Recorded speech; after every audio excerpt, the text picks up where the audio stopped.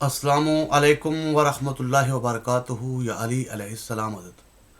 मोमिनीन, आज आपके सामने फिर एक वाक़या मुलाकात बा इमाम ज़मान अलैहिस्सलाम के ज़ैल में पेश करने लगा हूँ।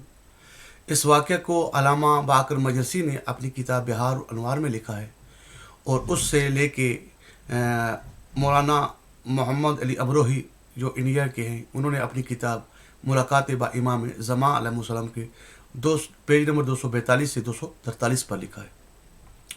अल्लामा बाकर मजसी फरमाते हैं कि बहुत से असहाब सालेहीन में से रवायत बयान की गई है कि मोहिउद्दीन अरबली जो हैं वो कहते हैं कि मैं अपने साथ बाप के साथ बैठा हुआ था और हमारे साथ एक और शख्स मौजूद था जिसको जो नींद की हालत में था।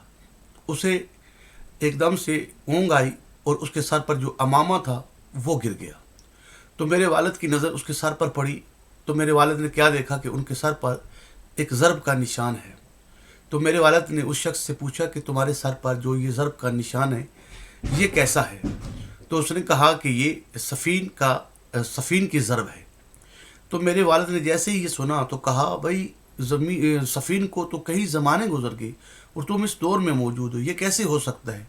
ये तो मुमकिन नहीं कि तुम्हारी इतनी लंबी ज़िंदगी हो और तुम अब तक मौजूद हो। तो उस शख्स ने कहा कि मैं आपको असल में एक वाक़या सुनाता हूँ। असल में मैं मिस्र में सफ़र कर रहा था, मेरे साथ एक शख्स था इस दौरान सफ़र।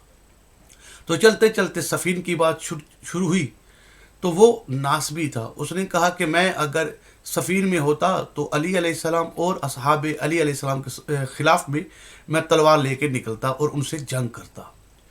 तो मैं उस शख्स ने कहा कि आगे से मैंने जवाब दिया कि मैं असहाब अली अलैहिस्सलाम में से हूँ और मैं सफ़ीर में होता तो मैं ऐसा करता कि मैं माविया और उसके लश्कर के ख़िलाफ़ तलवार लेके निकलता, चाहे मर जाता चाहे उनको मारता।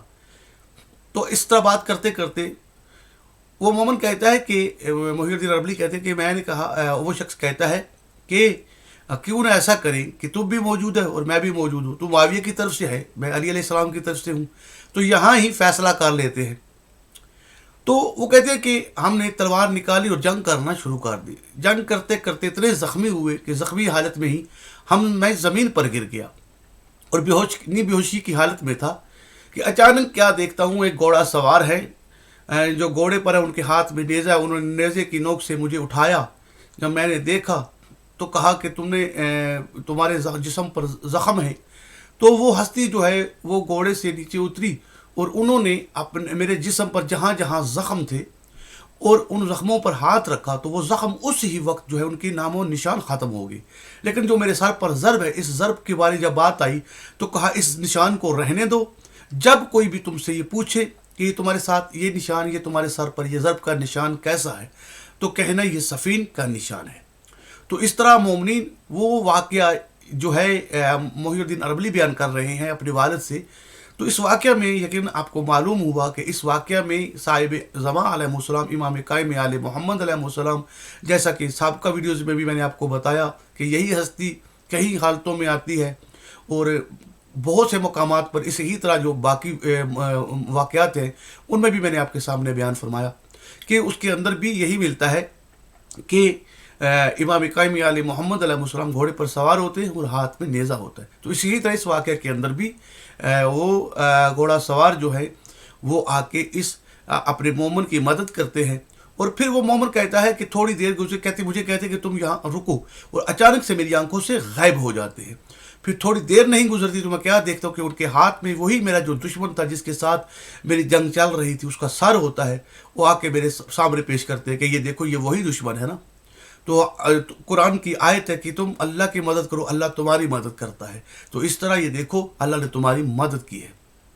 तो मोमिन ये वाक़या यकीनन आप तक पहुँच गया हवाले के साथ, यानी कि बाकर मजसी ने अपनी बिहार अनवार में लिखा और उसके अलावा बहुत सी किताबें, जिस तरह ये मौलाना मोहम्मद साहब ने जो अमरोही है इंडिया के रहने वाले, इन्होंने भी अपनी किताब के अंदर लिखा। तो वहाँ से मैंने आपके सामने ये पेश किया। और इस वाक़या का जो नंबर है 114 वाक़यात जो है इन साहिब ने अपनी इस किताब के अंदर मुलाकात बा इमाम ज़मान अलैहिस्सलाम के नाम से 114 वाक़े इस किताब के अंदर लिखे हैं और ये वाक़या नंबर 58 है। جو اس کتاب کے اندر قبلہ نے اپنی کتاب کے اندر لکھا ہے. تو کوشش کریں اس واقعہ کو جو ہے باقی مومنین تک بھی پہنچائیں تاکہ مومنین جو ہے اس واقعہ کو دیکھیں، کتابوں میں پڑھیں، اور دعاؤں میں یاد رکھیے گا. السلام علیکم ورحمۃ اللہ وبرکاتہ.